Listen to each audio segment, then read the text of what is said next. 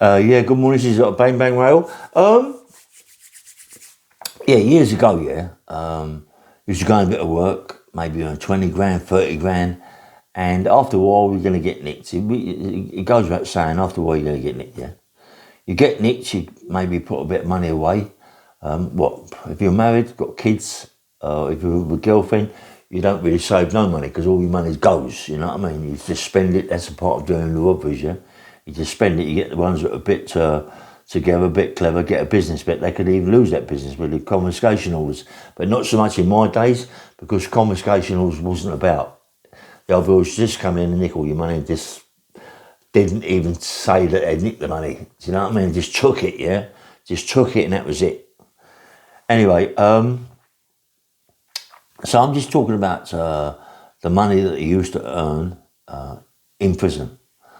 So what, in them days, I don't know,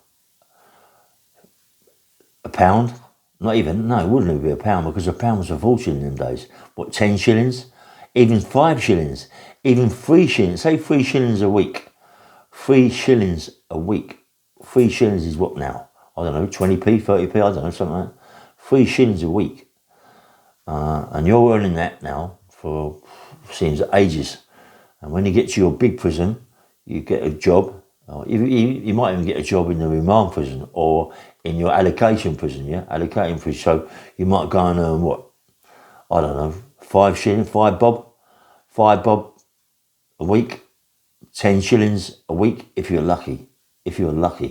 10 shillings a week, 10 bob note was a fortune in them days. A 10 bob note, yeah? So imagine if you was outside on the working. Now you might go and get 15 years. So you've got to do 10 years out of that 15 years. I think it's 3/4. I think it was in my days it was 3/4 of it. So out of the 15, what did you do? I don't know, 12, 13 years. I don't know, 15 years. Would you get 15 years? You do maybe 10, 12. I don't know. And you're earning like something like fucking 10 shillings a week, 10 bob a week, 10 bob a week. It don't make no sense. It don't make no sense, does it? We do what we do. We go to prison, and we earn such silly, stupid money, yeah. And we just done a job for 50 grand. That 50 grand lasted not even a year. You know, when you're married, got kids, or you've got a girlfriend, it's more like it's done before you even get in prison. And you've got no money, and you start working for silly money. You've never worked in your life, and then when you get in prison, you've got to work to get by, to get all your nice toiletries. But a lot of people in there who have done big bits of work, get people to buy their canteens for them. They might have 5 or 6 people on the payroll where they give them 50 quid or £50 note or whatever. It was in my days. It was all pounds and shillings. Yeah, give them X amount of money to get their canteens for them. But sooner or later, they're going to be skinned. There's one guy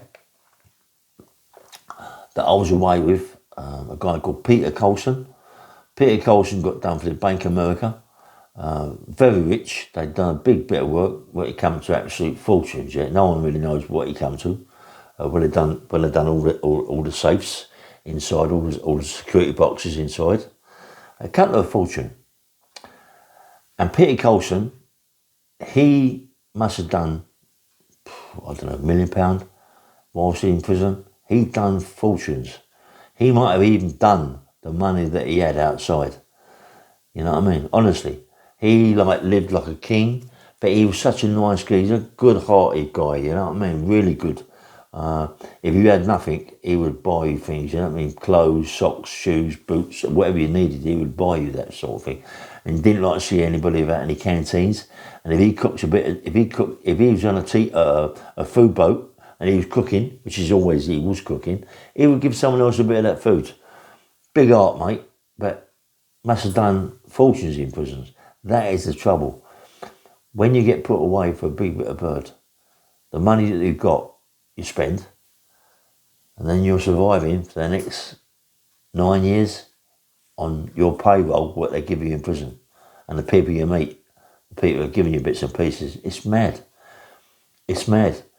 if you got away with it all the time, it'd be lovely. But we don't. We go away and you spend all your money, or she spends all your money with the kids and this, that, and the other. Your girl takes all your money and buys nice cars, goes on holiday, meets someone else. You got no money. Your money's gone, and you're just living on that silly money that you get in prison. It don't make no sense. It don't make no sense that you're earning maybe what?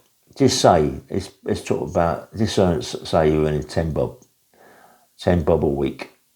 10 bob a week. Outside, they're earning, I don't know, £100 a week. There's them silly people that you call idiots on the road, that you go in a pub, you're spending fortunes in a pub, they're just buying bits and pieces to survive. And yet, now you're trying to survive in prison and they're outside enjoying their life.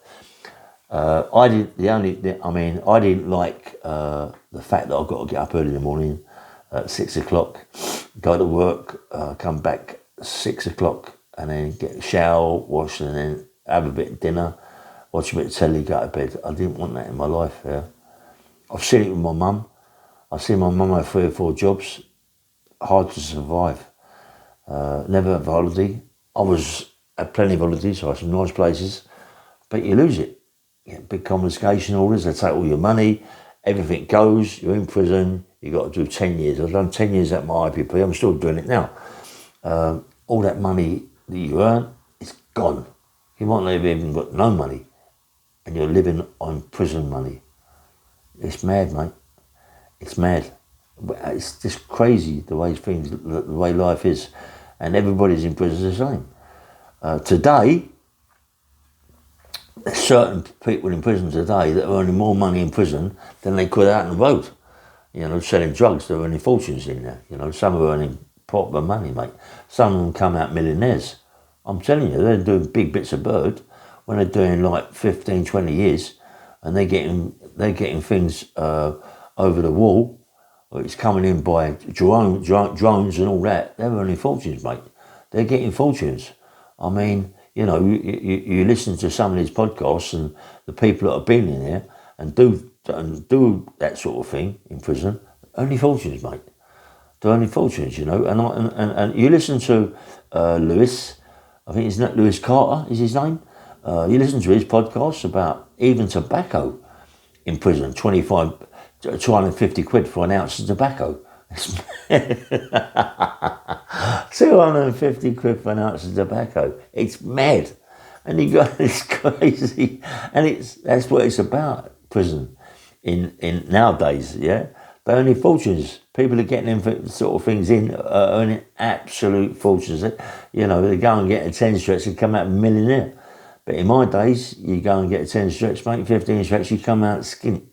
You come out, just imagine, earning £1 a week, for 10 years. It's mad, isn't it? But that's what it was. What I like, a thing Dave Courtley said the other day, I was listening to one of his videos. He's funny, Dave, you know, makes me laugh, you know. He makes me laugh. He ain't a gangster, I think, but he just makes me laugh, yeah. And he said something that was so true. People who go out at night times, all us, when it was a big time Charlie Potatoes, he had plenty of money. 9 times out of 10, everybody's on coke. Yeah. A coke might cost you, what, 80 quid, 100 quid a gram? If it's really good, 50 quid a gram. If it's not good, that's cost you 50 quid a gram, right? And there you are. As soon as you go in there, you see all your pals. Oh, yeah, how you going? Do you want a line? Come and have a line. You just paid 50 quid a gram. There you are, giving it out, mate. Go on, mate. Like 3 or 4 people, all having a line. You had a couple of lines, and now you ain't got no grams. Gone. It's gone. Everybody's like all happy, dancing and drinking. Yeah. All of a sudden, he's got nothing. Dave Courtney said it's the only drug, coke, that you give away for nothing, and it costs you a fortune. It's true. It costs you a fortune, and you give it away for nothing. Yeah. Any clubs you go to, you don't give it away walking down the street, oh mate, there's an ounce of coke, or whatever it is. But when you go in the clubs or the pubs, you go in the toilet with your pals, 3 or 4 people, hey, oh mate, want a line? He's just cost you £100. He's just giving it away. Do you know what I mean? But you don't give puff away. You don't go in there and start rolling the fag and say, "What do I want, mate?" Yeah. But Coke is different. Line of Coke. But, and anyway, I like some things Dave comes out of, and he speaks how it is. It is how it is. He's terrific, I love his podcast, mate. He's really, really good, and his videos is fantastic.